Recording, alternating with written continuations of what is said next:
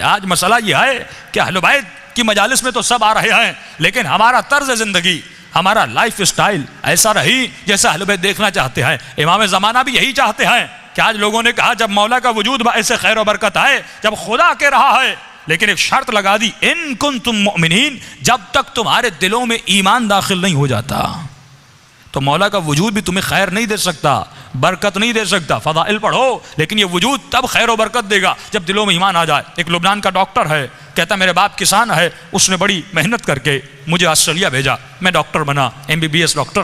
جب واپس آیا تنخواہ اچھی تھی، پڑھا لکھا تھا، لیکن کہتا ہے زندگی کے کچھ ایسے مسائل آئے کہ ان مسائل کی وجہ سے میں خودکشی کرنے چلا گیا۔ میں نے زہر لیا، پائزن لیا، گھر آیا، زہر کو کھانا چاہا، لیکن دروازے پہ دستک ہوئی۔ جب دروازہ کھولا تو میرے بچپن کا دوست گھر میں داخل ہوا۔ وہ جیسے گھر میں آیا، اس نے میز پہ زہر کو دیکھا، اے دوست یہ کیا کر رہے ہو؟ کہ زندگی کے مسائل نے تنگ کر دیا، پریشانیوں اور آلام نے حیرت میں ڈال دیا، بس یہی راستہ تھا کہ میں زہر کھا کے خود کو ختم کر دوں۔ لیکن وہ پڑھا لکھا زیادہ نہیں تھا، لیکن اس میں روحانیت کی طاقت بہت زیادہ تھی، اسپریچول پاور بہت تھا۔ آج بچوں کو A-لیول پڑھائیے، O-لیول پڑھائیے، لیکن اس کے ساتھ ساتھ ان کے روح کو بھی بلند کیجیے۔ آج ساری توجہ اس پر ہے کہ بچوں کو انجینئر بنانا ہے، ڈاکٹر بنانا ہے۔ ہاں بنائیے، اہل بیت منع نہیں کرتے۔ فرمایا ربنا آتنا فی الدنیا حسنہ وفی الآخرۃ حسنہ، جتنا اس کی اسکولنگ کا خیال کرتے ہو اتنا ہی اس کی آخرت کا خیال کرو، کہ یہ قدر ہے، یہ احساس ہے کہ بھائی میرا بچہ مہنگے اسکول میں پڑھ رہا ہے، مہینے کی فیس 20,000 دے رہا ہوں، 10,000 دے رہا ہوں، تو مال دنیا کی خاطر یہ ماں اٹھنا نہیں چاہتی، یہ باپ اٹھنا نہیں چاہتا، لیکن صبح کو اپنے بچے کو ٹائم پہ اٹھاتا ہے۔ یعنی اس کی دنیا کی تو فکر ہے، لیکن یہی بچہ آخرت میں نماز نہ پڑھنے کی وجہ سے جب جہنم میں جائے گا، اس کا پورا بدن جہنم کی آگ میں جلے گا۔ کہ قبر کی پہلی رات مولا فرماتے ہیں اتنا فشار قبر ہوتا ہے کہ ہڈیوں سے ماں کا دودھ نکلنے لگتا ہے، لیکن اس بچے کو نماز کے لیے نہیں اٹھانا، اس بچے کو اسکول تو بھیجنا ہے، ڈاکٹر تو بنانا ہے، انجینئر تو بنانا ہے، لیکن مولا فرماتے ہیں وہ علی کا شیعہ نہیں جس کے وجود میں غیرت الہی نہیں۔ بچیوں کا حجاب کا خیال رکھا کرو، ان کی عفت کا خیال رکھا کرو۔ کہ مجلس حسین میں آ کر اس بات پر رویا جاتا ہے کہ بی بی زینب کی چادر کو لوٹا گیا، لیکن اپنی بچیوں کا حجاب کا خیال نہ رکھیں، اپنے بچوں کی غیرت کا خیال نہ رکھیں۔ فرمایا یہ کب ہوگا؟ جب تمہارے ضمیر بیدار ہو جائیں گے، جب تمہارے دلوں میں ایمان داخل ہو جائے گا۔ اب اس ڈاکٹر کو سمجھانے لگا روحانی طریقے سے، موٹیویشن کی، یہ اپنی خودکشی سے منصرف ہو گیا۔ ایک مرتبہ صبح ہوئی، گھر گیا، اپنے باپ کو یہ ڈاکٹر کہتا ہے کہ بابا آپ نے تو مجھے کچھ پڑھایا ہی نہیں، آپ نے تو مجھے کچھ سکھایا ہی نہیں۔ تو باپ غصے میں آ کر کہتا ہے اے احسان فراموش، میں نے اتنے پیسے خرچ کیے، اتنا بڑا ڈاکٹر بنا، آج اتنے پیسے کما رہا ہے، اس کی بجائے کہ میرا شکریہ ادا کرتا، آج یہ کہتے ہو کہ میں نے تجھے پڑھایا نہیں، میں نے تجھے سکھایا نہیں۔ کہ بابا آپ نے جتنا کچھ مجھے پڑھایا تھا، اگر کل رات میں زہر کھا لیتا میرا جنازہ آپ کے سامنے ہوتا۔ کہاں گیا پڑھنا، کہاں گیا لکھنا، کہاں گئی جابس؟ لیکن کہتا ہے اے کاش وہ میرا دوست آپ سے ملتا اور میں آپ سے ملا تھا، وہ زیادہ پڑھا لکھا نہیں تھا، اتنا بڑا ڈاکٹر انجینئر نہیں تھا، لیکن اللہ نے اس کے اندر روحانیت کی طاقت رکھی تھی۔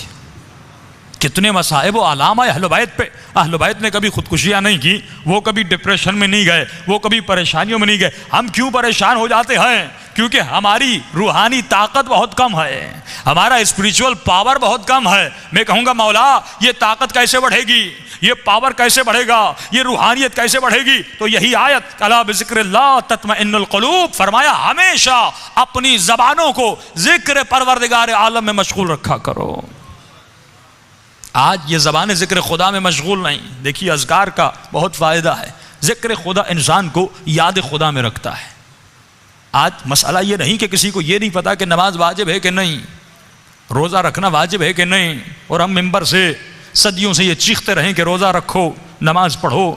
مسئلہ یہ ہے کہ نوجوان کو یہی نہیں پتا کہ میں روزے کے قریب کیوں نہیں جا رہا، میں نماز کے قریب کیوں نہیں جا پا رہا، کیونکہ اسے حقیقت نماز کا نہیں پتا، حقیقت روزے کا نہیں پتا۔ علماء بڑا اچھا جملہ فرمایا اگر کوئی انسان عبادت کے قریب نہیں ہے، اس کی وجہ یہ ہے کہ اس کی توحید کمزور ہے۔ اگر توحید مضبوط ہو جائے تو آپ کی عبادتیں صحیح ہو جائیں۔ دیکھیے اصول دین میں تقلید واجب نہیں۔ کیوں واجب نہیں؟ کہ فرمایا اگر خدا کو مانو تو عقل کے ذریعے سے مانو۔ آج اگر بچہ باپ سے پوچھتا ہے بابا خدا ہے، تو جب باپ کو نہیں پتا وہ بچے کے لیے کیسے ثابت کرے گا؟ جب بچی اہمیت حجاب اپنی ماں سے پوچھتی ہے، جب ماں کو نہیں پتا یہ بچی کو کیا بتا پائے گی؟ جب کس انسان کو زیارت کربلا کی اہمیت کا پتہ نہ ہو، فرمایا وہ زیارت تو کرنے جائے گا لیکن وہ معرفت حاصل نہیں کر سکے گا. کہ پچھلے سال میں نے یہ جملے کہے تھے کہ ہمارے استاد فرماتے ہیں، فرمایا جب تو کربلا جاتے ہو تو نیت کیا کرتے ہو؟ اکثر لوگ دعاؤں میں کرتے ہیں خدا مجھے امام حسین کی زری دکھلا دے، مجھے بین الحرمین دکھلا دے، مجھے مولا کا رواق روزہ دیواریں دکھلا دے. فرمایا یہ بھی دعا اچھی ہے، جب جاؤ گے یہ دعا قبول بھی ہوگی. ایک مرتبہ مولا کی زری کو بوسہ دو گے، ایک مرتبہ در و دیوار کو بوسہ دو گے، ایک مرتبہ بین الحرمین میں چلو گے، امام کا ذکر کرو گے، یہ بھی ثواب ملے گا. لیکن فرمایا مقام معرفت تب ہے جب تمہاری دعا یہ ہو کہ اے خدا حسین کی زری کی بھی زیارت کرا اور خود امام حسین کی بھی زیارت کرا. آج کتنے مومنین ہیں جنہوں نے خود ذات حسین ابن علی کی زیارت کی ہو؟ آج کتنے مومنین ہیں جنہوں نے خود امام زمانہ کی زیارت کی ہو؟ بھائی ہم کیوں نہیں کر پاتے؟ فرمایا کیونکہ نجاستوں سے بھرے ہوئے ہیں. جب تک روح بلند نہیں ہوتا، جب تک اس کی پرواز بلند نہیں ہوتی، فرمایا تب تک زیارتیں نہیں ہوتی. ہم کتنے خواب دیکھتے ہیں، کبھی پیسے والے بن گئے، کبھی کہاں پہ سیر کرنے گئے، کبھی کسی سے ملنے گئے. جب خوابوں میں یہ روح ہر جگہ جا رہی ہے تو حسین ابن علی کی زری کی طرف کیوں نہیں جا رہی؟ جب کہ عشق بھی ہے. پچھلے سال میں نے ایک مثال دی تھی نا، اگر کوئی بچہ کراچی سے آسٹریلیا چلا جائے پڑھنے کے لیے اور 1 سال گزر جائے، اپنے والدین کو فون نہ کرے، ای میل نہ کرے، کوئی میسج نہ دے، 1 سال کے بعد واپس آئے اور اپنی ماں کو کوئی اماں میں آپ سے بڑی محبت کرتا ہوں، بابا مجھے آپ سے بڑا پیار ہے، تو باپ کہے گا تو جھوٹ بول رہا ہے.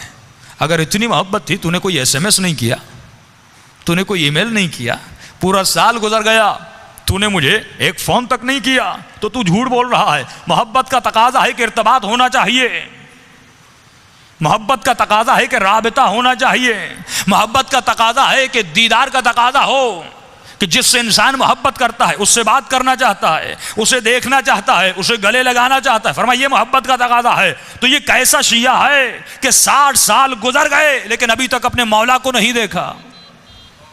یہ کیسا شیعہ ہے کہ 25 سال زندگی گزر گئی لیکن ابھی تک اپنے امام زمانہ کے چہرے کو نہیں دیکھا؟ ہم دنیاوی محبت جس سے کرتے ہیں، کتنے ایس ایم ایس کرتے ہیں، پیکیجز ختم ہو جاتے ہیں لیکن ہمارے روابط ختم نہیں ہوتے. لیکن وہی مولا، وہی آقا جو پردے غیب میں ہے، ہم نے کتنا رابطہ اپنے مولا کے ساتھ محکم کیا، کتنا رابطہ اپنے امام سے بنایا. دیکھیے مقصد ظہور امام کیا ہے؟ ایک ہی مقصد ہے کہ مولا کی حکومت قائم ہو جائے. یہی مقصد ہے نا کہ دنیا میں حکومت مہدوی قائم ہو جائے اور ہم مولا کو اس حکومت کے قائم کرنے میں مدد کریں. کہ دعا کرتے خدا ہمیں امام کے آوان اور انصار میں شریک فرما. انصار یعنی مدد کرنے والا. تو انتظار کا مقصد یہ ہے کہ ہم کسی بس اسٹاپ پر بیٹھ جائیں اور انتظار کریں کہ ٹرین کب آتی ہے یا بس کب آتی ہے. فرمایا امام کا انتظار ایسے نہیں کرنا کہ مومن ہاتھ پہ ہاتھ رکھ کے بیٹھ جائے امام کب آتے ہیں. فرمایا نہیں. اب جملہ سنیے گا. فرمایا حکومت امام کے قائم ہونے سے پہلے تو خود ایک حکومت قائم کر. حکومت امام کے قائم ہونے سے پہلے آپ خود ایک حکومت قائم کریے. پھر آپ سوال کریں قبلہ میں نہ صدر ہوں، نہ وزیر اعظم ہوں، نہ فوج کا جنرل ہوں، میں حکومت بناؤں تو کیسے بناؤں؟ تو کہا ٹھیک ہے، حکومت وہی بنا سکتا ہے جس کے پاس اختیار ہو. جتنا اختیار اتنی حکومت. صدر کے اپنے اختیارات ہیں، M P M N S کے اپنے اختیارات ہیں، ناظم کے اپنے اختیارات ہیں. فرمایا تمہارا اختیار جہاں تک ہے وہاں تک امام زمانہ کی حکومت بنا. اگر گھر میں اختیار ہے تو اپنے گھر میں امام کی حکومت قائم کر. اگر بیٹے کا اختیار ہے تو بیٹے پہ حکومت قائم کر. کہتے قبلہ بیوی نہیں سنتی، اولاد نہیں سنتی، بیٹے نہیں سنتے، بیٹیاں نہیں سنتی. ٹھیک ہے لیکن تمہارا اختیار تمہارے وجود پر تو ہے. کس نے آپ کو مجبور کیا حسین کی مجلس میں آنے کے لیے؟ کسی نے نہیں کیا، آپ خود آئے. میرا اختیار میرے ہاتھوں پر ہے، ہاتھ بلند ہوتے ہیں. میرا اختیار میری آنکھوں پر ہے، آنکھیں کھلی ہوئی ہیں. آپ کا اختیار آپ کے کانوں پر ہے، آپ کی زبان پر ہے، آپ بولتے ہیں. فرمایا تمہارا اختیار تمہارے وجود پر ہے. امام زمانہ کی حکومت کے قائم کرنے سے پہلے خود اپنے اعضاء و جوارح پر مولا کی حکومت کو قائم کر. آج مسئلہ یہ ہے کہ میری آنکھوں پر مولا کی حکومت نہیں ہے، میرے ہاتھوں پر مولا کی حکومت نہیں، نوجوانوں کے ذہنوں پر مولا کی حکومت نہیں، ہمارے قدموں پر مولا کی حکومت نہیں، تو پھر اس مجلس کا کوئی فائدہ نہیں کہ امام فرماتے ہیں ہم ہر مجلس میں آتے ہیں لیکن ہر مجلس سے راضی نہیں ہوتے۔ فرمایا مولا آپ کس مجلس سے راضی ہوتے ہیں؟ فرمایا جس مجلس میں مومن آئے اور جب رات کو گھر جائے تو اپنے وجود کے اندر کسی تبدیلی کا احساس کرے۔ آج مسئلہ یہ ہے کہ ہم نے دین کو سمجھا نہیں، عقل و عقلانیت سے دین کو سمجھنا ہے۔ میں خدا سے شروع کرتا ہوں، توحید کو سمجھنے کے لیے عقل کی ضرورت ہے، تقلید کی ضرورت نہیں۔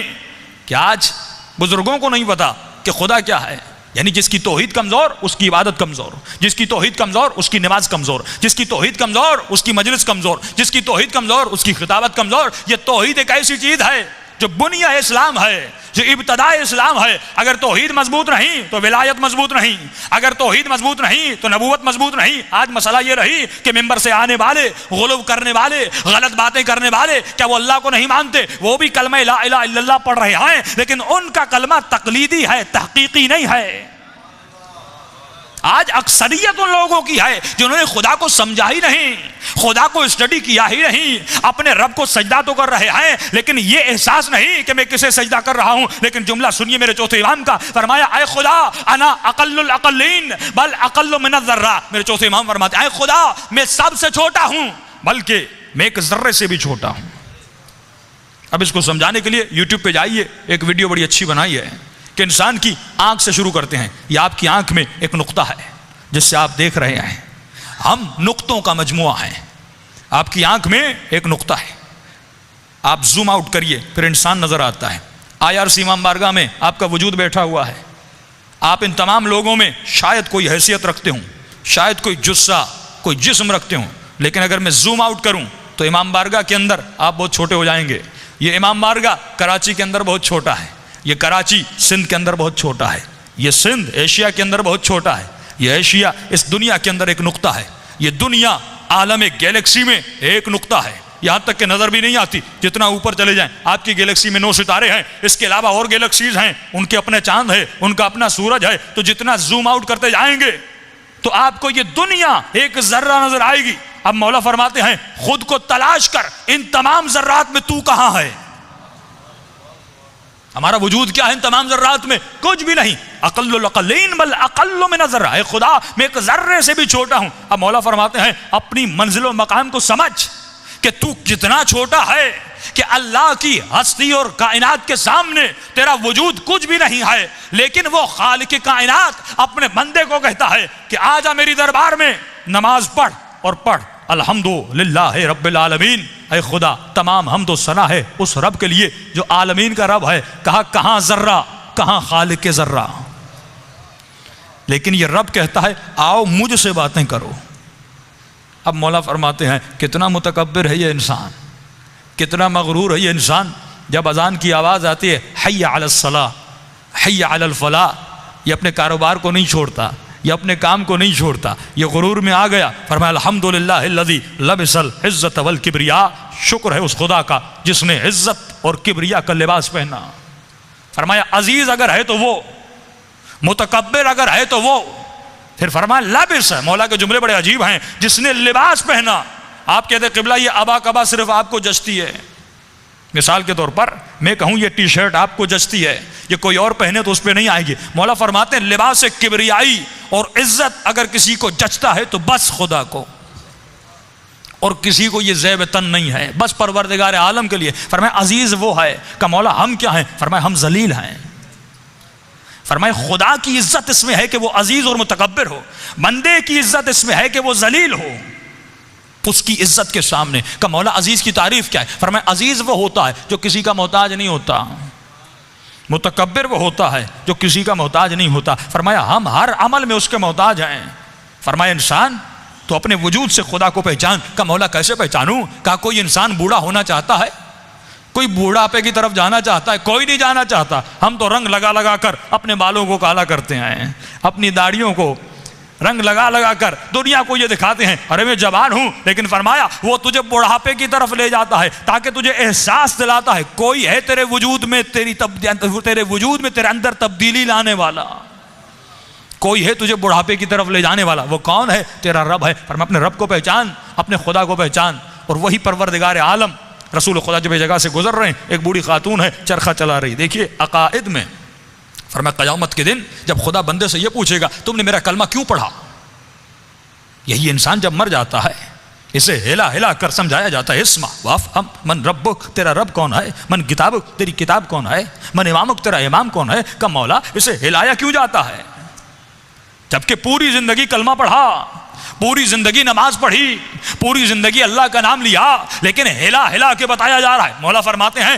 دنیا میں تجھے شوق لگتے ہیں، کبھی آپ کا ایکسیڈنٹ ہوتا ہے، سر پہ چوٹ لگتی ہے، فرمایا انسان تھوڑی دیر کے لیے بھول جاتا ہے کہ میں کون ہوں، میرا نام کیا ہے، کس شہر کا رہنے والا ہوں. فرمایا دنیا کا سب سے بڑا جھٹکا موت ہے.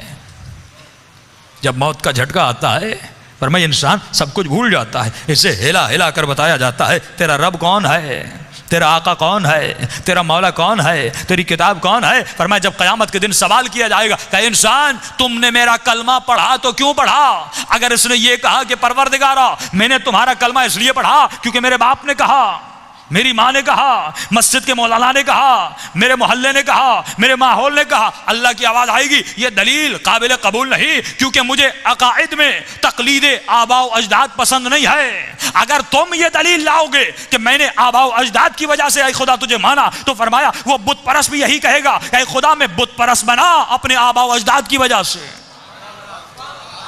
کیونکہ میں عادل کی کرسی پر ہوں، میں عدالت پر بیٹھا ہوں. فرمایا پھر انصاف اس کے ساتھ بھی کرنا پڑے گا، انصاف تیرے ساتھ بھی کرنا پڑے گا. فرمایا عقل کے ذریعے مجھے مانو، فکر کے ذریعے مجھے مانو، سوچ کے ذریعے مجھے مانو، مجھے پرکھ کر سجدہ کرو، مجھے سمجھ کر سجدہ کرو. اگر میں تمہاری حالت سے اترتا ہوں تو میرا کلمہ پڑھو، لیکن اگر میں تمہاری سمجھ میں نہیں آتا میرا کلمہ نہ پڑھنا، مجھے سجدہ نہ کرنا. لیکن اگر کسی اور کو خدا بناتے ہو مجھے اتنا ضرور بتانا کہ تم نے اسے خدا کیوں بنایا. کیا وہ مجھ سے زیادہ علیم تھا، وہ مجھ سے زیادہ قدیر تھا، وہ مجھ سے زیادہ رحمان و رحیم تھا. فرمایا کوئی دلیل لانا کیونکہ میں نے تجھے عاقل بنایا. تبھی مولا علی فرماتے نحن ابناء الدلیل، ہم شیعہ و شیعیان علی ابن ابی طالب جو بات کرتے ہیں دلیل سے کرتے ہیں. آج کسی کے خلاف بات کرنے کی ضرورت نہیں ہے. مولا فرماتے ہمارے فضائل کو پڑھو، ہر چیز عیاں ہو جائے گی. اگر ہم پہلے ہوتا تھا کہ ہم مولا علی کی خلافت کو ثابت کرنے کے لیے مختلف حوالے دیتے تھے، علماء فرماتے ہیں آج وہ بھی ضرورت نہیں. آپ بس چند فضائل پڑھیں اور عقلانی دلائل دیں. اگر عقل رکھنے والا ہوگا وہ مولا علی کی ولایت کو مان جائے گا. ہم کبھی نہیں کہتے کہ نبی کے ممبر پر علی کو بٹھاؤ. ہمیں بھی اپنے امام کی تعریف کا حق ہے، انہیں بھی اپنے امام کی تعریف کا حق ہے. ہر انسان حق رکھتا ہے اپنے امام کی تعریف کرے. ہم کبھی نہیں کہتے نبی کے ممبر پر علی کو بٹھاؤ. ہم کبھی نہیں کہتے کہ نبی کے بعد علی کو مسند خلافت دو. ہم بس اتنا کہتے ہیں کہ نبی کے ممبر پر اسے بٹھاؤ، اسے بٹھاؤ. ایک اصول بناتے ہیں اسے بٹھاؤ جو کم از کم سلونی کا دعویٰ کرتا ہوا نظر آئے، کم از کم سلونی کا دعویٰ.